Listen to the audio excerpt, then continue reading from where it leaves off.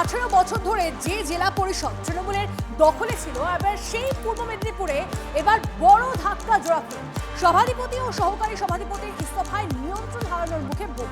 একই হাল তৃণমূল পরিচালিত কাটোয়া পুরসভায়।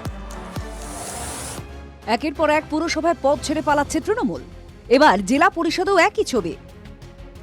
বদলের বাংলায় এবার মুখ্যমন্ত্রীর জেলায় তৃণমূল পরিচালিত জেলা পরিষদে বড় ভাঙন। ইস্তফা দিলেন পূর্ব মেদিনীপুরের জেলা পরিষদের সভাধিপতি উত্তম বারেক। তাঁর পদ ধরেই ইস্তফা দিয়েছেন সহ সভাধিপতি সুহাসিনী কর। তার ফলে 2008 থেকে যে জেলা পরিষদ তৃণমূলের হাতে ছিল, সেই পূর্ব মেদিনীপুরে এবার নিয়ন্ত্রণ হারাতে চলেছে জোড়াফুল শিবির। 2026-এর নির্বাচনে পটাশপুর থেকে সরিয়ে চণ্ডীপুরে উত্তম বারিককে প্রার্থী করে তৃণমূল, কিন্তু সেখানে বিজেপি প্রার্থীর কাছে গোহারা হেরে যান। এবার রাজ্যে ক্ষমতা বদল হতেই জেলা পরিষদের সভাধিপতির পদ ছেড়ে দিলেন। আমি ধরুন যে জেলা পরিষদ জোন থেকে যে নির্বাচিত হয়েছি, সেই জেলা পরিষদ জোনেও তো ভারতীয় জনতা পার্টি পর্যাপ্ত পরিমাণে সারপ্লাস পেয়েছে। তার মানে স্বাভাবিক কারণেই তো মানুষ মুখ ফিরিয়ে নিয়েছে। কাজ করতে পারবেন না আগামী দিনে? না, সেরকম কোনো চিন্তা ভাবনা বা সেরকম কোনো প্রতিবন্ধকতা এখনো পর্যন্ত কোথাও তৈরি হয়নি। দুর্নীতি করে থাকলে সরে গেলে তো হবে না, তার কাছে সরকারি নথি রয়েছে। পূর্ব মেদিনীপুর জেলা পরিষদের মোট সদস্য 70, এর মধ্যে তৃণমূলের 56 জন, বর্তমানে 2 জন মৃত, আর বিজেপির 14 জন। ইতিমধ্যে উত্তমের পথে হেঁটে ইস্তফা দিয়েছেন সহ সভাধিপতিও।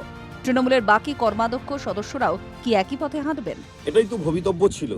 জেলা পরিষদের সভাধিপতি মহোদয় তিনিও উন্নয়নের সামিল হোক আমাদের জেলা, এটা তিনি চান বলেই তিনি তার পদ থেকে উন্নয়নের স্বার্থে তিনি পদত্যাগ করছেন। তার এই শুভবুদ্ধি উদয় হওয়ার জন্য তার সপারিষদ যারা আছেন তাদের কাছে আহ্বান জানাবো, আসুন কাল বিলম্ব না করেই উন্নয়ন যোগ্যে সকলেই আমরা সামিল হই। শুক্রবারই কলকাতার মেয়র পদে ইস্তফা দিয়েছেন ফেরহাদ হাকিম।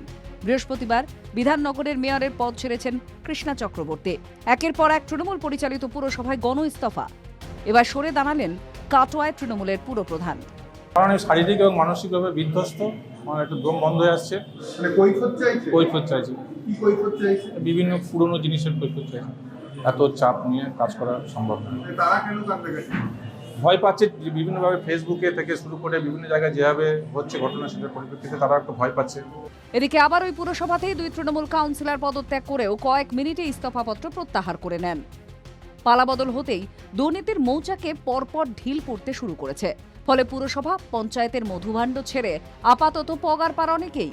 যারা মানুষের জন্য কাজ করবেন বলে ভোটের আগে হাপিত্তেশ করতেন, তারাই এখন মানুষকে ছেড়ে পালাচ্ছেন। সৌমেন মণ্ডল, দেবব্রত সরকার ও কৌশিক দত্তের রিপোর্ট, TV9 বাংলা।